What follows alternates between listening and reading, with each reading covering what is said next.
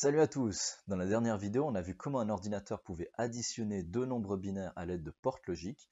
Dans cette vidéo, on va rendre la chose un peu plus intéressante et voir comment il peut effectuer d'autres opérations, comme la soustraction, en encapsulant tout ça dans une seule boîte noire, qu'on appellera Arithmetic Logic Unit.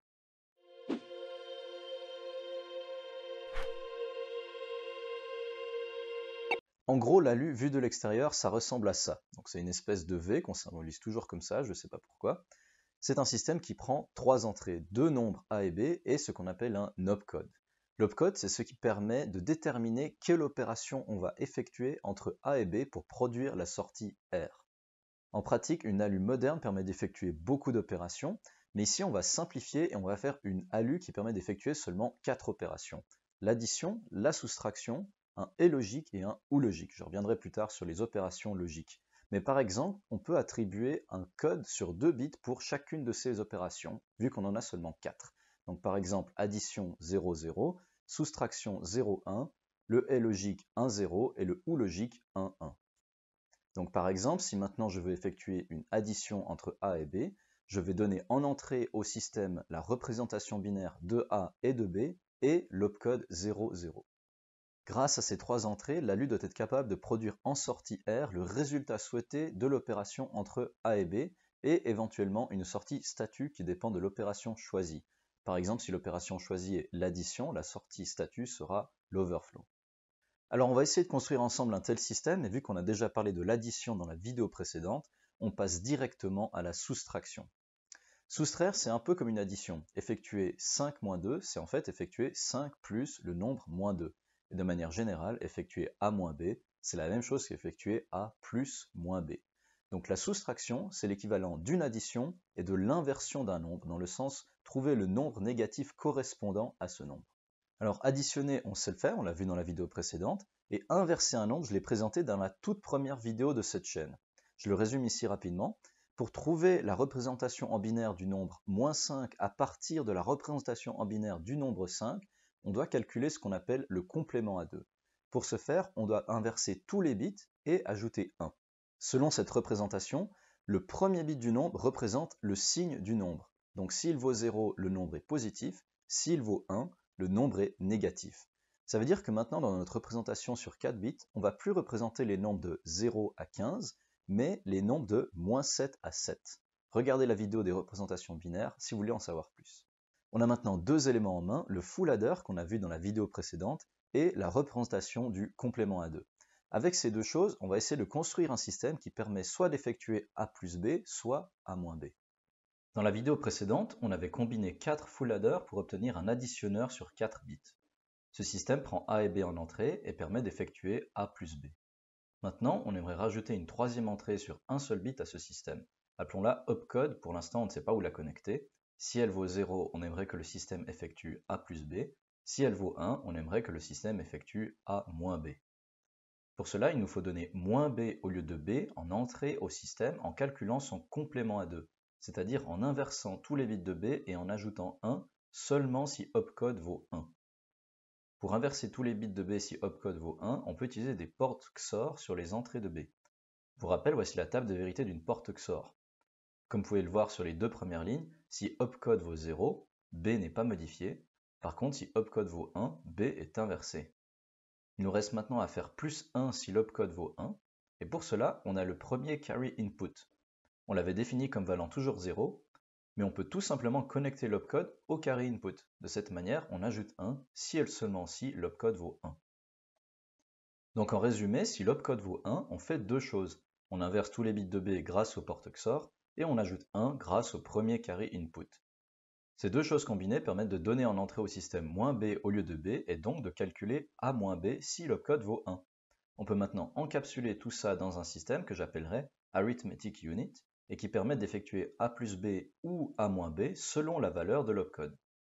On passe maintenant aux opérateurs logiques. Dans la première vidéo, on a défini les portes logiques AND et OR et leur table de vérité. Ces tables de vérité, elles prenaient 2 bits en entrée et donnaient un seul bit en sortie. Mais en réalité, on peut définir les opérations logiques AND et OR sur un nombre arbitraire de bits entre deux nombres A et B. L'opérateur logique A AND B, qu'on note avec cette espèce d'accent circonflexe, consiste à calculer le AND entre chaque bit correspondant de A et de B.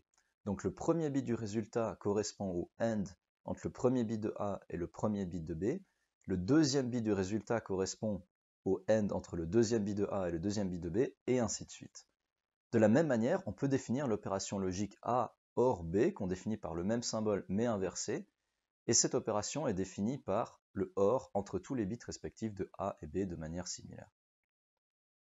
Pour construire un tel système sur 4 bits dans notre architecture, c'est très simple. On a 8 bits en entrée, de A1 à A4 pour le nombre A, et de B1 à B4 pour le nombre B. Pour le AND, on a besoin de 4 portes logiques AND. On connecte le premier bit de A et le premier bit de B sur la première porte, et ainsi de suite. Et on met ensemble les 4 outputs des 4 portes logiques pour former le résultat R. En encapsulant ça, on a un système qui calcule le AND entre deux nombres A et B. On peut le symboliser par une porte logique AND, même si en réalité il y en a 4 derrière. De manière similaire, pour le OR, on a besoin de 4 portes logiques OR, et on peut encapsuler ce système qui calcule le OR entre deux nombres A et B, et le symboliser par une porte OR.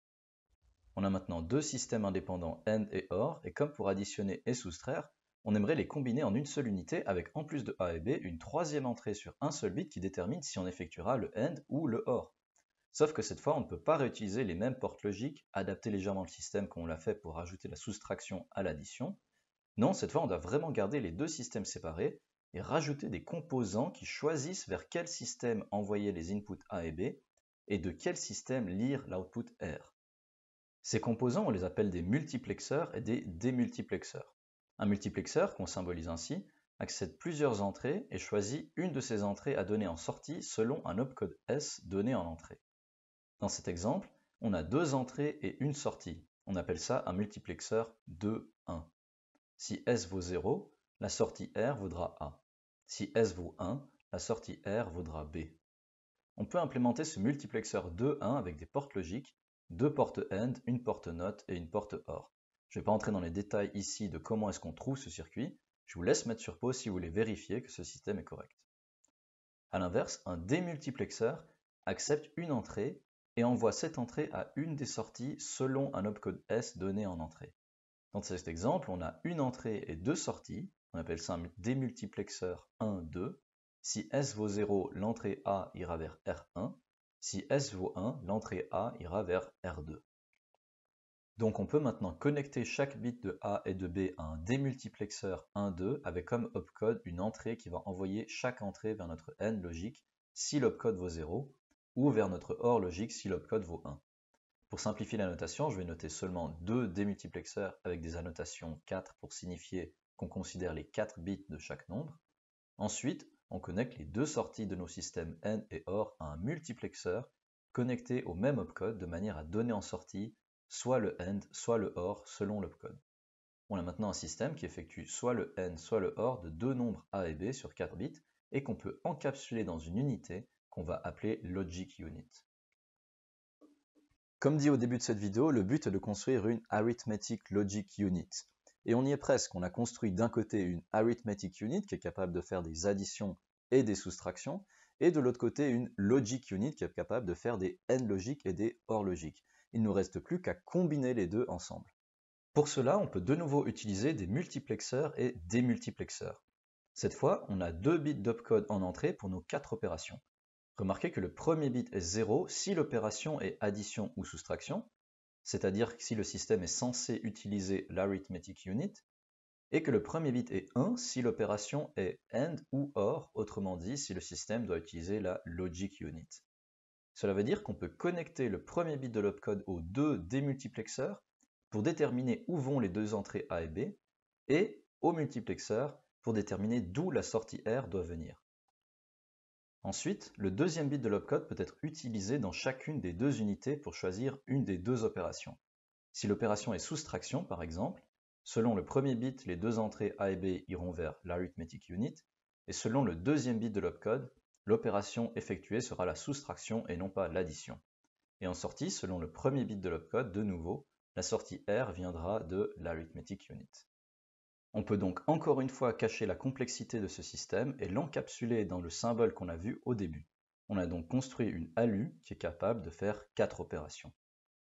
En assemblant des transistors en porte logique, puis des portes logiques en circuits logiques assez simples, puis en combinant ces circuits logiques simples en circuits logiques un peu plus complexes, on a réussi à faire le design d'une ALU simplifiée qui fait 4 opérations, et grâce à l'encapsulation et en cachant la complexité de ces systèmes dans des boîtes noires, le système final reste assez simple à comprendre, du moins j'espère que c'était clair.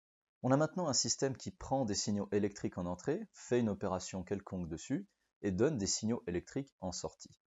Mais dès que ces signaux électriques en entrée changent ou s'éteignent, les signaux électriques en sortie changent également ou s'éteignent également. Ça veut dire qu'il n'y a aucun moyen de garder quelque part le résultat d'une opération pour effectuer un deuxième calcul avec le même système. Ce qui nous manque, c'est de la mémoire. Et dans la prochaine vidéo, on verra l'unité la plus fondamentale de mémoire dans un ordinateur, celle qui est inclue dans le processeur, le registre. À bientôt.